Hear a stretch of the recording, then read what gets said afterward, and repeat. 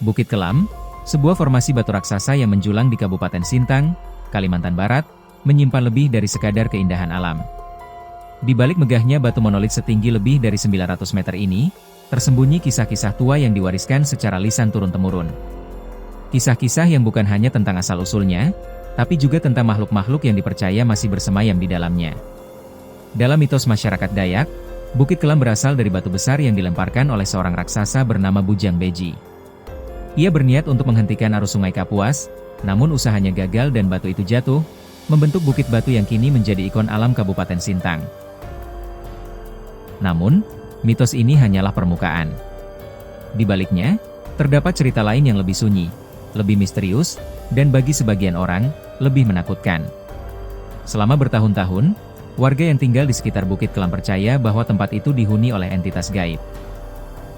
Salah satu yang paling terkenal adalah sesosok makhluk yang kerap muncul saat cuaca mendung atau malam bulan purnama, seekor ular putih raksasa. Ular ini bukan sembarang ular. Ukurannya dikatakan sebesar batang kelapa, panjangnya bisa mencapai belasan meter, dan matanya memancarkan cahaya keemasan yang bisa terlihat dari kejauhan. Kulitnya tampak bersinar seperti diselimuti cahaya sendiri, dan gerakannya begitu tenang seolah ia tahu bahwa tidak ada satupun makhluk di sekitarnya yang mampu menyentuhnya. Menurut kepercayaan setempat, ular putih ini adalah penjaga gaib Bukit Kelam. Ia bukan makhluk biasa, melainkan utusan dari dunia lain. Ia menjaga keseimbangan antara dunia manusia dan dunia roh, dan kehadirannya selalu membawa pertanda, baik berupa peringatan akan bencana, ataupun pesan bagi mereka yang mampu membaca tanda-tandanya. Beberapa warga mengaku pernah melihat ular ini melintas di kaki bukit saat senja. Yang lainnya mengaku melihatnya berdiam di sebuah gua yang hanya bisa dicapai saat kabut turun sangat tebal. Mereka yang mengaku pernah bertatap muka dengan makhluk ini mengalami hal-hal aneh setelahnya, mimpi-mimpi ganjil, mendengar suara-suara di malam hari, atau mengalami kejadian yang tak bisa dijelaskan secara logis. Tahun lalu, sebuah video amatir beredar di media sosial dan menjadi viral. Dalam video tersebut, tampak kabut tebal menyelimuti lereng bukit. Di antara sela-sela pepohonan, terlihat siluet putih panjang yang bergerak perlahan. Suara dalam video terdengar panik, seseorang berteriak menyuruh temannya melihat ke arah objek itu. Meski gambar tidak terlalu jelas, banyak yang yakin itulah penampakan ular putih legendaris itu.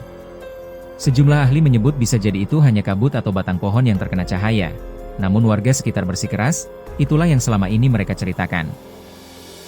Mereka percaya, jika seseorang melihat ular putih itu secara langsung, maka hidupnya akan berubah. Bukan karena kutukan atau keberuntungan, tapi karena alam telah menyampaikan sesuatu yang harus dipahami. Ia bukan makhluk yang bisa dicari, tapi akan menampakkan diri kepada mereka yang dianggap pantas. Misteri ini terus hidup seiring berjalannya waktu.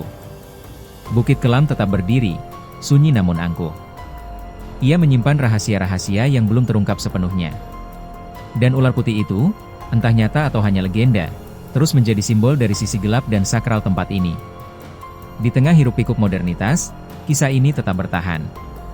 Sebagai peringatan, atau sebagai panggilan bagi mereka yang berani mencarinya.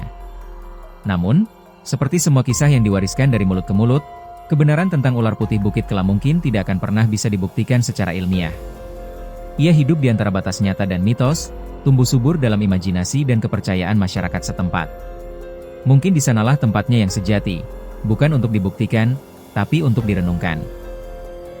Bukit Kelam berdiri bukan hanya sebagai saksi bisu dari bentang alam yang agung, tapi juga sebagai penjaga ingatan kolektif tentang hubungan manusia dengan alam, dengan yang tak terlihat, dengan yang lebih besar dari diri mereka sendiri. Kisah ular putih adalah cermin yang memantulkan rasa takut, hormat, dan keterhubungan spiritual manusia dengan tanah yang mereka pijak.